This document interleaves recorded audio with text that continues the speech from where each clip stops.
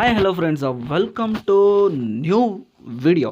ಈ ವಿಡಿಯೋದಲ್ಲಿ ನಾನು ನಿಮಗೆ 2026 ಜನವರಿ 22ನೇ ತಾರೀಕಂದು ನಡೆದಿರುವಂತಹ ಒಂದು ಕಾಂಟ್ರಾಕ್ಟ್ ಎಕ್ಸಾಮ್, ಯಾರೆಲ್ಲ LLB third year first semester ಓದ್ತಾ ಇದ್ದೀರಾ ಅವ್ರಿಗೆಲ್ಲ ಕಾಂಟ್ರಾಕ್ಟ್ ಎಕ್ಸಾಮ್ ಆಗಿರುತ್ತೆ ಗೈಸ್. ಈ ಒಂದು ದಿನ ಯಾರೆಲ್ಲ ನನ್ನ ವೀಡಿಯೋನ ನನ್ನ ಚಾನಲ್ನ ಸಬ್ಸ್ಕ್ರೈಬ್ ಆಗಿಲ್ಲ ಅಂದರೆ ಈ ಕೂಡಲೇ ಚಾನಲ್ ಸಬ್ಸ್ಕ್ರೈಬ್ ಮಾಡ್ಕೊಬಿಡಿ.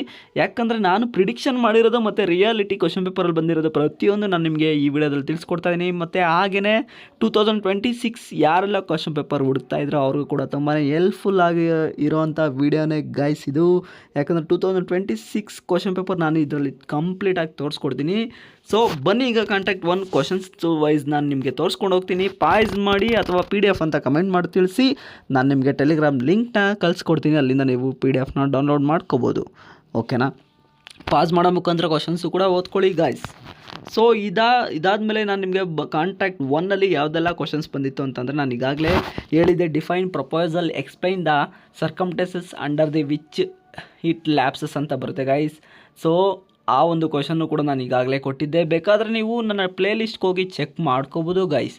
ಸೊ ನಾನು ನಿಮಗೆ ತುಂಬಾ ಇಂಪಾರ್ಟೆಂಟ್ ಆಗಿರೋ ಕ್ವಶನ್ಸ್ ಅಂತ ಕೊಟ್ಟಿದ್ದೆ. ಸೊ ಅದರಲ್ಲಿ ಈ ಒಂದು ಕ್ವಶನ್ಸ್ ಕೂಡ ಇದೆ. ಪ್ರತಿಯೊಂದು ಕ್ವಶನು ರಿಪೀಟೆಡ್ ಆಗಿದೆ ಅಂತ ಅಂದ್ಬಿಟ್ಟು ಹೇಳ್ಬೋದು ಗೈಸ್. ಅಂದರೆ ಏನಪ್ಪ ಅಂತಂದರೆ ಲಾಸ್ಟ್ 10 ಮಾರ್ಕ್ಸ್ ಕೇಳೋ ಕ್ವಶನ್ ಬಿಟ್ಟು ಇನ್ನೆಲ್ಲನೂ ರಿಪೀಟೆಡ್ ಆಗಿರೋದೆ. ನಾನು ನಿಮಗೆ ಇಂಪಾರ್ಟೆಂಟ್ ಅಂತ ಹೇಳಿದೆ ಗೈಸ್.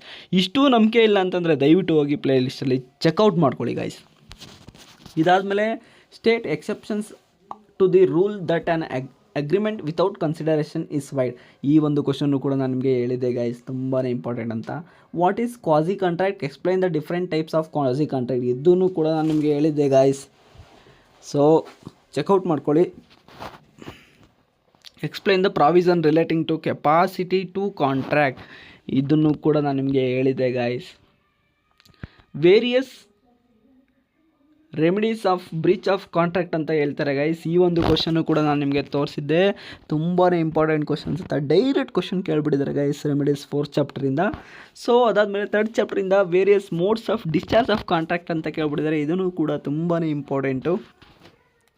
ನೆಕ್ಸ್ಟು ಮತ್ತೆ 5th ಚಾಪ್ಟರಿಂದ ಯಾವ ಕ್ವಶನ್ ಕೇಳಿದ್ದಾರೆ ಅಂದರೆ, explain the circumstances which courts cannot grant injection ಅಂತ ಕೇಳಿದ್ದಾರೆ.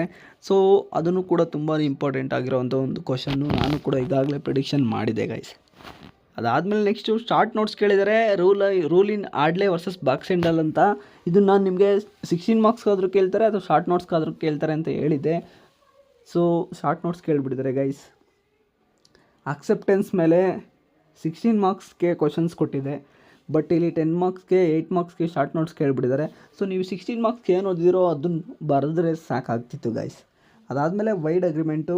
ಸೊ ನಾನು ಈಗಾಗಲೇ ಲಾಸ್ಟು ನಿಮಗೆ ಶಾರ್ಟ್ ನೋಟ್ಸಲ್ಲೂ ಕೂಡ ಕೊಟ್ಟಿದ್ದೆ, ಲಾಸ್ಟು ಪ್ರಿಡಿಕ್ಷನಲ್ಲಿ ಅದೇ ಕ್ವಶನ್ ಕೊಟ್ಟಿದ್ದಾರೆ. ಸೊ ಅದಾದಮೇಲೆ ನೀವು ಇಲ್ಲಿ ಈ ಒಂದು ಕ್ವಶನ್ ಪೇಪರಲ್ಲಿ ಬಂದಿರುವಂಥ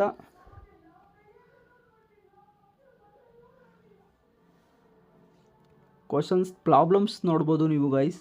ಪ್ರಾಬ್ಲಮ್ಸ್ ನೋಡಿ, ಇಲ್ಲಿ ಪ್ರಾಬ್ಲಮ್ಸ್ ನೋಡಿಬಿಟ್ಟು ಸ್ಕ್ರೀನ್ಶಾಟ್ ತೊಗೊಳ್ಳೋದಾದರೆ ಸ್ಕ್ರೀನ್ಶಾಟ್ ತೊಗೊಳ್ಳಿ. ಸೊ ದಯವಿಟ್ಟು ಪ್ರಾಬ್ಲಮ್ಸ್ನ ಓದ್ಕೊಳ್ಳಿ. ಯಾರೆಲ್ಲ ಎಕ್ಸಾಮ್ ಹೆಂಗೆ ಬರೆದ್ರೆ ಎಷ್ಟು ಮಾರ್ಕ್ಸ್ ಬರ್ಬೋದು. ಸೊ ಈ ವಿಡಿಯೋ ಉಪಯುಕ್ತ ಆಗಿದೆ ಅಂದರೆ ಚಾನಲ್ಗೆ ಇನ್ನೂ ಸಬ್ಸ್ಕ್ರೈಬ್ ಆಗಿಲ್ಲ ಅಂದರೆ ಈ ಕೂಡಲೇ ಚಾನಲ್ ಸಬ್ಸ್ಕ್ರೈಬ್ ಮಾಡ್ಕೊಳ್ಳಿ ಗೈಸ್. ಸಿಗ್ತೀನಿ ಮುಂದಿನ ವಿಡಿಯೋದಲ್ಲಿ. ಅಲ್ಲಿವರೆಗೂ ಟೇಕ್ ಕೇರ್, ಬಾಯ್.